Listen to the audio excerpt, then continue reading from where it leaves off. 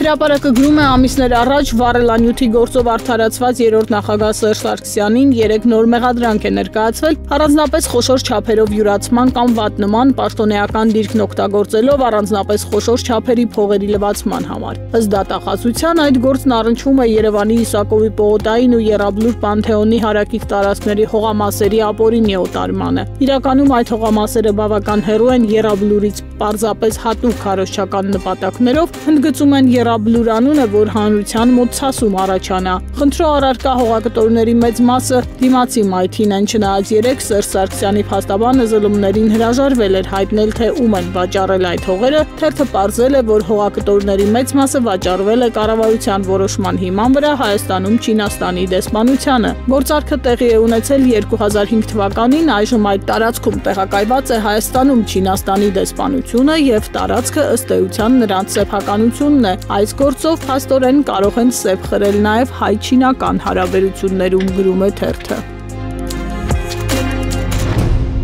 Ժողովրդի տեղեկություններով իրավապահ համակարգում բուռն քննարկումներ են, թե ով կամ ովքեր են լինելու հաջորդ պատգամավորները, որոնց հետևից գլխավոր դատախազ Աննա Վարդապետյանը կգնա ազգային ժողով։ Իսկ որ բացի Տարոն Մարգարյանից ու Հովիկ Աղազարյանից էլի օրենսդիրներ են, իրավապահների թիրախում թերթի աղբյուրը չի բացառում ու նշում է, թե խոսքը Հայաստան խմբակցության 2 պատգամավորի մասին է, որոնց անունները այժմ չեն նշում։ Թերթը հիշեցնում է 25 թվականի հունվարի 11-ին գրել էր, որ գարնանային սրացումներ են սպասվում նոր կալանավորումների տեսքով եւ մասկի շոուներ։ Նիկոլ Փաշինյանը խստորեն հրահանգել է առաջիկայում գետնի տակից էլ լինի հիմքեր պեղել, եթե դրանք չկան, ապա ստեղծել ու գործեր հարուցել, կալանավորել ընդդիմախոսներին, ովքեր կփորձեն քննադատել կամ ինչ-որ քայլ անել իր իշխանության դեմ, կարելի է ասել, նախընտրական փաշինյանական հնարք է ընտրություններից առաջ ընդդիմախոսներից ձերբազատվելու, այլ կերպ ասած Փաշինյանը ընտրություններից առաջ փորձում է մաքրել քաղաքական դաշտը, որ ասպարեզում մնան միայն իր սրտի ընդդիմության ներկայացուցիչները, գրում է թերթը։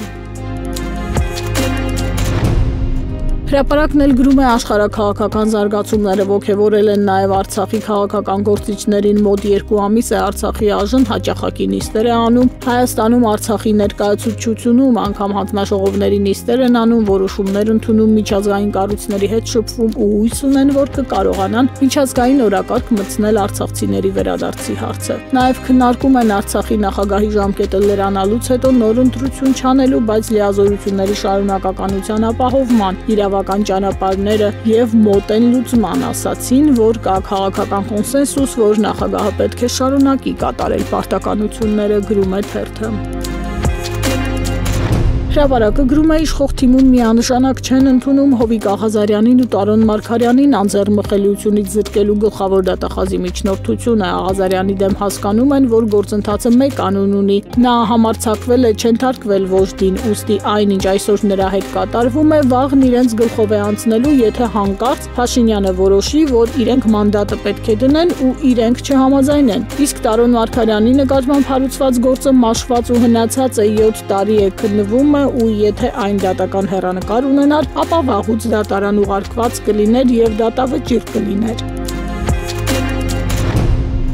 Ժողովրդին հասած տեղեկությունների համաձայն գլխավոր շտաբի պետի նախկին տեղակալ Տիրան Խաչատրյանի դեմ ցուցմունքներ են տվել ՊՆ նախկին ու ներկա պաշտոնյաներ, որի արդյունքում գեներալը շուրջ 1.5 ամիս կալանավորվեց։ Թերթը տեղեկացել է ՊՆ-ում գործող պաշտոնյաներից մեկը, որ ցուցմունք է տվել Տիրան Խաչատրյանի դեմ 21 թվականի օգոստոսի 26-ին Արմեն Սարգսյանի հրամանագրով հատուկ բանակային կորպուսի հրամանատար նշանակված Արտակ Բուդաղյանն է։ Ինչպես հայտնի է, Սյունիքի մարզի առաջին ատյանի դատարանում սկսվել է գլխավոր շտաբի պետի նախկին տեղակալ Տիրան Խաչատրյանի դատավարությունը։ Խաչատրյանը մեղադրվում է 44-օրյա պատերազմի ընթացքում Արցախի հարավային հատվածներում իրեն վստահված Ալ-Փաշայի բարձունքի, Սուլթանլիի եւ Արաքսավանի բնագծերի պաշտպանությունը ձախողելու համար ծառայության նկատմամբ անփույթ վերաբերմունքի։ Նա մեղադրանքը չի ընդունում եւ նշում է այն, ինչի հիման վրա եզրահանգումներ են արվել, զինվորական մասնագիտական որակումներից դուրս են։